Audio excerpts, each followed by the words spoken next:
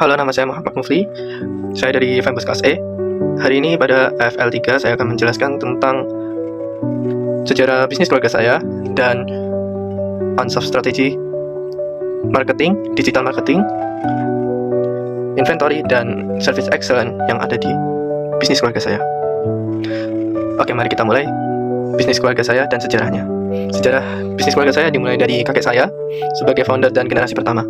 Jadi kakek saya membangun UD Bumiarti di Jalan Petojo tahun 1959. Lalu pindah ke Jalan Pasar Kembang pada antara tahun 1962 sampai 1963. Pindah karena ya toko dibuka di tanah pemerintah, dan respect kepada pemerintah kita juga pindah pada waktu itu. Pada era kakek saya banyak hal yang terjadi seperti ekspansi. Ekspansinya bukan tentang membuat cabang atau retail baru, tapi ekspansi kepada tempat tokonya lebih luas, tambah luas, agar lebih fit dan lebih banyak barang yang dijualkan, variasinya lebih lengkap. Nah, tidak hanya itu, kakek saya juga menyediakan jasa pemotongan kaca dan keramik pada era kakek saya. Jadi pembeli tidak hanya mendapatkan barang untuk dibeli, tapi mendapatkan servis kalau mereka butuh untuk memotong kaca atau memotong keramik agar pas buat proyek mereka. Lalu tahun 2004 itu adalah kelahiran saya, tahun kelahiran saya, dan pertama kali ayah saya menerima jabatan sebagai penerus bisnis keluarga. Pada era ayah saya banyak hal yang berkembang juga, di mana UD Bumiarti tidak hanya memotong keramik dan kaca, tapi juga memproduksi sebuah aluminium frame, entah itu ventilasi, jendela, atau pintu yang terbuat dari aluminium dan kaca.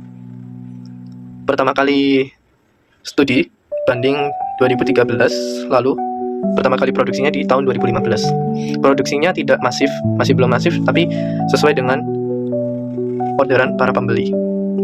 Lalu pada tahun 2019 ayah saya tertarik untuk masuk ke dunia toko online, maka UD Bumiarti mendaftarkan ke Tokopedia. Sekilas histori family bisnis saya. Sekarang kita ke Ansoff Matrix. Jadi banyak hal yang dipertimbangkan tentang Ansoff Matrix ini. Tapi pada intinya UD Bumiarti untuk 2 hingga 3 tahun ke depan akan mengutamakan market penetration dan product development. Karena sesuai dengan kapabilitas yang saat ini ada infrastruktur digital seperti Tokopedia, terus ada Maps. Maps itu tergabung pada Google Maps, tapi Google Maps ini belum begitu maksimal dipergunakan. Dan inventory sudah ada komputerisasi, tapi juga belum maksimal karena yang dibuat barcode hanyalah beberapa barang dan tidak semuanya masuk ke komputer. Nah, kedepannya akan memaksimalkan itu semua. Nah, bicara market penetration, apa tujuannya? UD Bumiarti fokus ke market penetration. Tujuannya itu menjual lebih banyak produk lama ke pasar yang sudah ada. Contoh, kami akan mengoptimalisasikan iklan Google Ads dan Tokopedia. Kalau Tokopedia itu sudah berjalan dan banyak banget, tapi untuk Google Ads ini masih belum. Jadi untuk tahun depan atau 2-3 tahun ke depan ini, saya kemungkinan akan memaksimalkan Google Ads melewati Google Maps. Nah, kata kuncinya itu bahan bangunan murah, karena siapa sih yang gak mau bahan bangunan yang murah? Itu pasti banyak lah. Nah, kita punya program loyalitas dengan diskon atau kupon untuk pelanggan setia. Saya akan gambarkan Bapak Uba. Jadi Pak Uba ini saya gambarkan pria usia 35, sudah berkeluarga, punya pekerjaan sebagai mandor atau kuli bangunan. Nah, selain itu, product development ini tentang menciptakan produk baru. Seperti yang sudah saya jelaskan, kita memproduksi aluminium frame. Nah, saya kepikiran aja sih meluncurkan paket renovasi untuk menggabungkan pintu aluminium dengan jasa pemasangannya sekaligus. Aku belum bicara sama ayahku, tapi ya ini cuma ide, siapa tahu tahun depan bisa terlaksana. Juga menambahkan konsultasi gratis untuk proyek custom. Kalau konsultasi ini sudah dari lama ya, dari ayah saya. Jadi sebelum membuat frame aluminium frame itu kita mengadakan konsultasi gratis, dan customer itu bisa menjelaskan banyak hal tentang kondisi rumahnya bagaimana. Jadi untuk konsultasi ini sebenarnya sudah ada dari era ayah saya dan gratis. Konsultasinya itu bisa melalui ayah saya, bisa melalui karyawan-karyawan saya, karena karyawan-karyawan saya juga kebetulan seorang kuli dan mandor. Jadi mereka tahu banyak hal tentang bangunan. Jadi kita langsung aja. Tadi saya sudah menggambarkan Pak Uba. Nah, saya sekarang akan bicara tentang perjalanan pelanggan setia UD Bumiarti melalui Pak Uba yang saya gambarkan tadi. Bapak mandor, kuli bangunan, berusia 35 tahun dan sudah berkeluarga. Pada awal tahap di customer journey, bagaimana Pak Uba bisa tahu UD Bumiarti itu pertama suspek. Masih cold. Bapak Uba ini belum tahu tentang UD Bumiarti. Untuk menjangkau Pak Uba, kami ada memasang spanduk. Ya, masih di depan. Ada, tapi belum sampai di area proyek. Dan masih belum sejauh itu sih. Masih di atas, billboardnya masih di atas toko. Dan juga selain itu, untuk menjangkau Pak Uba, kami menargetkan iklan online Tokopedia. Juga ada Instagram dengan kata kuncinya seperti yang saya bilang tadi, bahan bangunan murah. Atau pintu aluminium custom. Nah, itu cocok buat yang lagi proyek terus butuh pintu tapi buat yang sudah jadi, menerima jadinya. Nah, kemudian pada tahap prospek atau leads, Pak Uba melihat produk UD Bumiarti entah dari toko fisik atau Tokopedia, akan bandingkan harga spesifik. UD Bumiarti juga harus respon cepat untuk chat. Ya, sekarang responnya cukup cepat sih kalau dilihat dari data. Itu dari Tokopedia. Memberikan testimoni dari pelanggan seprofesi Pak Uba. Jadi ketika dia konsultasi biasanya memang kita kasih, oh biasanya itu kayak gini loh, biasanya oh ada yang bikin proyek itu biasanya gini. Tapi saya dan membandingkan diri ketika melakukan proyek, tapi saya juga melakukannya kayak gini lebih efektif gitu. Bahkan menawarkan demo produk langsung. Nah, setelah itu pasti Pak Uba tertarik tapi ragu. Kami juga bisa menawarkan diskon, ya paket hemat. Biasanya kalau belinya banyak itu dikasih beberapa potongan harga, entah itu pada barangnya dipotong berapa ribu per barang, biasanya 2-5 ribu per barangnya, terus ongkosnya. Setelah Bapak Uba tertarik, akhirnya Pak Uba membeli produk. Di tahap ini opportunities, UD Bumiarti memastikan kepuasan Pak Uba dengan follow up WA. Memang kalau misalnya sudah pelanggan setia itu mesti lewat WA dan mereka mesti langsung nelpon, oh aku butuh barang ini, segera ya dikirim. Biasanya langsung ditelepon dan kita langsung follow up, langsung kirim ke sana.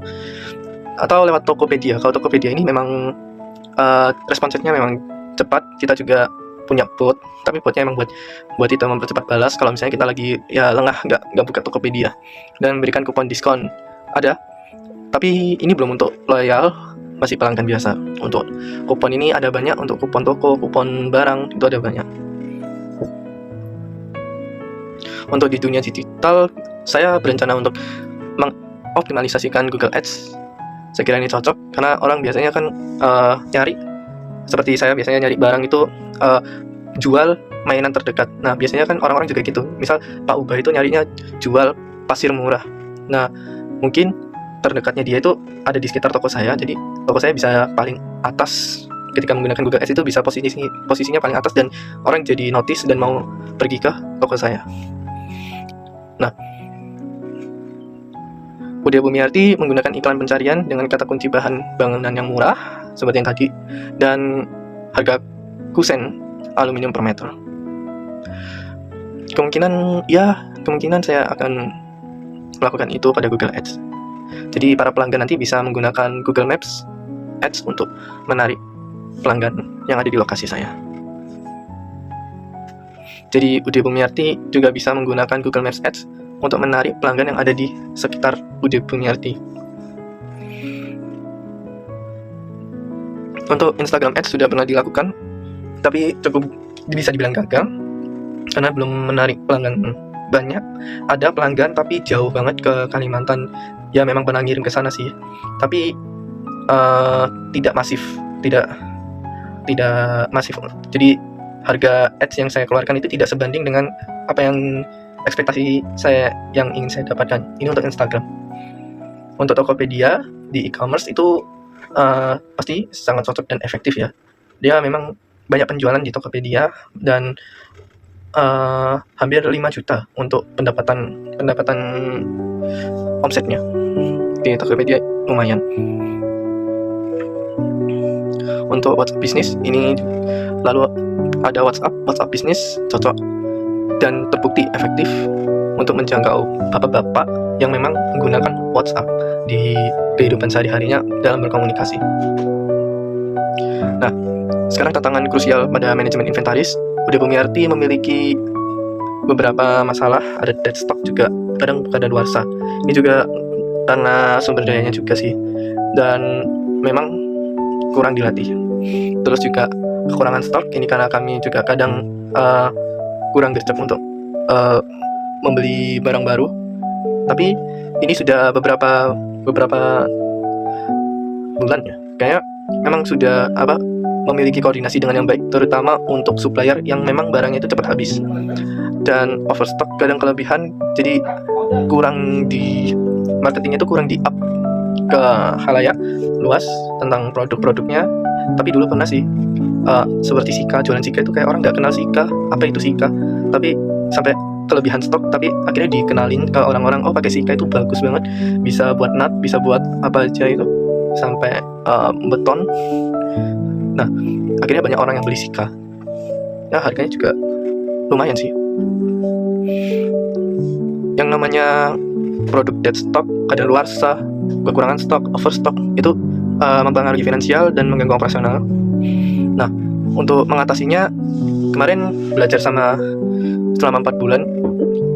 Selama 4 minggu itu saya belajar inventaris dan saya jadi tahu untuk menerapkan analisis ABC grafik. Jadi bisa dibandingkan kategori ABC untuk barang yang cepat bergerak, fast moving. Terus ada yang medium, ada yang slow juga. Jadi sudah tahu setelah saya membuat grafik tersebut, oh ini barang-barang harusnya strateginya sesuai dengan yang terjadi pada produk-produk tersebut. Nah, kami juga ada inventarisnya itu menggunakan teknologi, menggunakan komputerisasi. Belum begitu maksimal kalau menurut saya, karena hanya beberapa barang yang kena barcode dan jelas inventarisnya. Untuk barang lainnya itu belum begitu masuk ke inventaris komputerisasi, tapi udah masuk ada inventaris yang manual. Jadi di pencatatan manual, tidak lewat teknologi. Kalau teknologi ini memang lebih akurat ketimbang yang manual. Terus untuk kategori slow moving atau kategori C itu biasanya memang kita pre-order dulu, baru pelanggan bisa dapat. Atau karena memang barangnya sudah habis, pelanggan itu biasanya mau lewat kami itu pre-order. Karena memang nggak lama juga sih, 2 sampai 3 hari itu sudah datang dan orang bisa mengambil barang tersebut. Untuk service excellence, kami nggak punya banyak SOP pada HRD untuk service excellence secara langsung, tapi kami lebih ke sopan, ramah, senyum, itu adalah basic dalam pelayanan. Itu untuk mengatasi komplain, kami untuk masalah komplain kita juga mendengarkan dan langsung memberi solusi, memastikan juga bahwasannya pelanggan itu sudah puas dengan pelayanan kami. Jadi tadi saya sudah menjelaskan untuk AFL 3 saya tentang family business saya, terus unsolved matrix, strategi marketing, digital marketing, dan inventaris, dan terakhir service excellence. Terima kasih sudah menonton, sampai jumpa.